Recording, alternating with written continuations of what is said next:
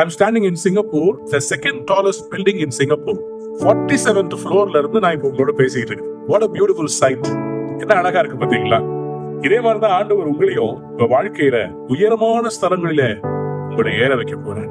இங்க இருந்து பார்க்கும்போது ஃபுல் சிங்கப்பூர் தெரியுது. இதே மாதிரிதான் உங்களையும் ஆண்டவர் லைஃப்ல எல்லாரும் பார்க்கிற மாதிரி உயரமான இடத்துல வைக்க போறேன்.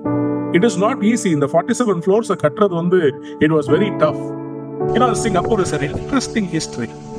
இது வந்து ரொம்ப பழமை வாய்ந்த ஒரு தேசம். இந்த தேசம் இப்பதான் கொஞ்ச நாட்களுக்கு முன்னாடி தான் இந்த சிங்கப்பூர் தேசத்தை கட்டி எடுப்ப ஆரம்பிச்சாங்க. ஆனா கொஞ்ச நாட்கள்ல இவங்க கடினமா உழைச்சது Singaporeans. They were really hard workers.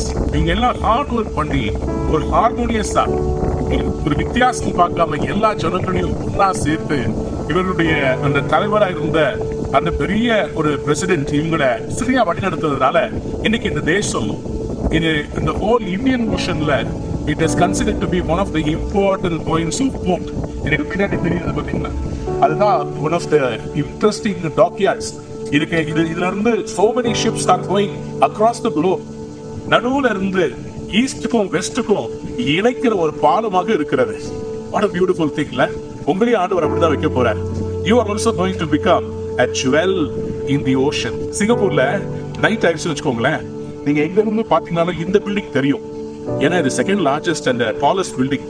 உங்களையும் அப்படிதான் ஆண்டவர் செய்ய போறாருங்க. You are going to be one among the handful. Your hard work and toil will not be in vain. ஆண்டவர் நிச்சயமா உங்க லைஃபையும் மாத்த போறார்.